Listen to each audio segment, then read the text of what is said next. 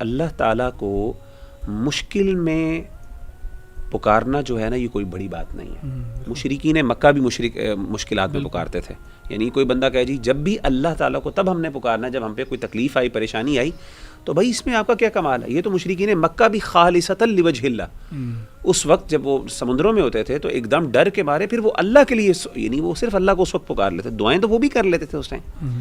تو اس کا مطلب یہ ہوا کہ دعا کا جو فلسفہ ہے وہ یہ نہیں تقاضا کرتا کہ آپ اللہ کو صرف تب پکاریں جب ہمیں اللہ کی ضرورت ہے, بلکہ دعا کا فلسفہ ہم سے یہ تقاضا کرتا ہے کہ ہم نے اللہ سے کچھ نہیں بھی مانگنا پھر بھی ہم دعا کریں, کیونکہ دعا عبادت ہے. دعا عبادت ہے, ٹھیک ہے نا.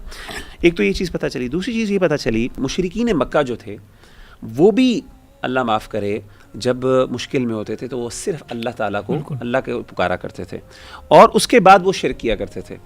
ہمارے ہاں اللہ معاف کرے شرک اس لیول کا انفارچونیٹلی بڑھ گیا ہے مسلمانوں میں کہ وہ مشکلات میں بھی مشکلات میں بھی جو ہے نا وہ اللہ تعالیٰ کو نہیں پکارتے, وہ اپنے غیر اللہ کو پکارتے ہیں.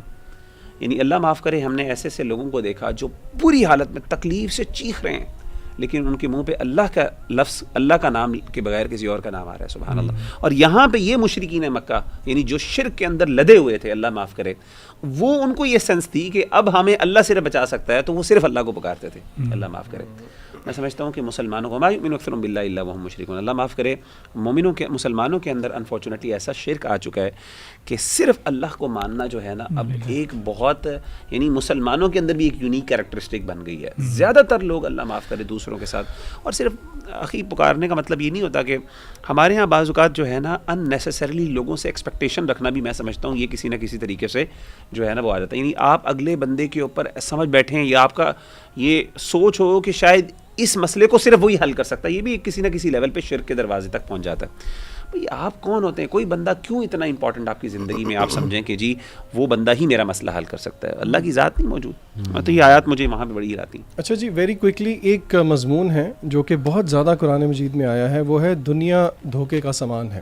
سورہ انعام کی آیت ہے, آیت نمبر 32. اللہ تعالیٰ فرماتے ہیں وَمَا الْحَيَاةُ الدُّنْيَا إِلَّا لَعِبٌ وَلَهْوٌ, کہ نہیں ہے دنیا کی زندگی مگر کھیل کود تماشا, متاع الغرور. یعنی کہ بیشتر آیات ہیں, بہت ساری اس پہ احادیث ہیں, لیکن ایک حدیث ہے جو کہ مجھے بہت اچھی لگتی ہے, اور میں اللہ تعالیٰ سے دعا کرتا ہوں کہ ہم سب کا منشور بن جائے تو دنیا اور آخرت سنور جاتی ہے. اللہ کے زید ابن ثابت سے روایت ہے کہ رسول اللہ صلی اللہ علیہ وسلم نے فرمایا من کانت الدنیا ہمہ فرق اللہ علیہ امرہ, یعنی کہ اس کا ترجمہ یہ ہے کہ whoever makes the world his most important matter, Allah will confound his affairs and make poverty appear before his eyes, اور اس کو کچھ نہیں ملے گا, he will not get anything from the world except جو کہ اس کے مقدر میں لکھ دیا گیا ہے.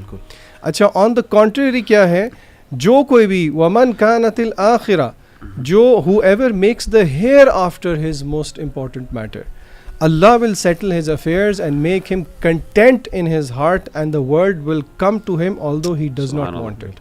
یعنی کہ اس پہ مزید وضاحت کی کیا ضرورت ہے. یعنی کہ اس کا یہ مطلب نہیں ہے کہ جس کا کنسرن آخرت ہے اس کا دنیا سے کوئی لینا دینا نہیں ہے, لیکن دس از پریفرنگ دا دنیا اوور دی آخرہ. تو اسی لیے میں سب کو نصیحت کروں گا کہ یہ حدیث کہیں پہ سائڈ پہ اپنے پاس رکھ کے لکھ لیں, اور اس کو وقتاً فوقتاً اپنے جب بھی آپ زندگی کے گولز وغیرہ سیٹ کر رہے ہو تو اس کو اپنی لانگ ٹرم پلاننگ میں, شارٹ ٹرم پلاننگ میں اس چیز کو ضرور یاد رکھا کریں. سبحان اللہ. آخری جو آیت جو میں اس سے انشاءاللہ ہماری بات ٹائم بھی ختم ہو گئے, وہ ہے وما قدر اللہ حق قدرہ اذ قالوا ما انزل اللہ علی بشر من شیء. واللہ یہ آیت مجھے جو ہے نا کئی دفعہ میری آنکھوں سے آنسو آ جاتے ہیں یہ آیت پڑھ کے. آیت نمبر 91 میں سورہ انعام میں کہتے ہیں کہ انہوں نے اللہ کی صحیح قدر ہی نہیں کی جس طریقے سے ان کو قدر کرنی چاہیے تھی, جب انہوں نے کہا کہ اللہ تعالیٰ نے اپنے بندے پر, اپنے بشر یعنی نبی صلی اللہ علیہ وسلم پہ کوئی چیز نہیں اتاری. یعنی اللہ کے ساتھ کتنی زیادتی, یعنی کتنی یہ ایک انجسٹ یعنی بات ہے, یہ انجسٹ بات ہے, انجسٹس ہے کہ آپ اللہ کا اتنی براہین, اتنے دلائل, اتنی وضاحت کے ساتھ یہ قرآن مجید اللہ نے آپ کو دیا ہے جو دلائل سے بھرا پڑا ہے, اور آپ ان ساری چیزوں کو, ان ساری رحمتوں کو صرف اس طریقے سے کہہ کے ختم کر دیتے ہو کیونکہ وہ جو دلیل یا نازل کردہ آیت ہے وہ آپ کی پسند کے مطابق نہیں ہے. سبحان اللہ. ما انزل اللہ علی بشر من شیء. لٹرلی ہمارا ایٹیٹیوڈ ہوتا ہے یار دین نے میں دیا کیا, استغفر اللہ, یعنی دین سے میں ملا کیا, یعنی وائی اسلام از سو اسپیشل. یعنی لٹرلی یار مسلمان ہمارے بوائز بچے یہ سوال کر رہے ہوتے ہیں کہ what makes Islam so special. Imagine کریں کہ اللہ کو آپ یہ کہیں کہ اللہ what is so special about Islam.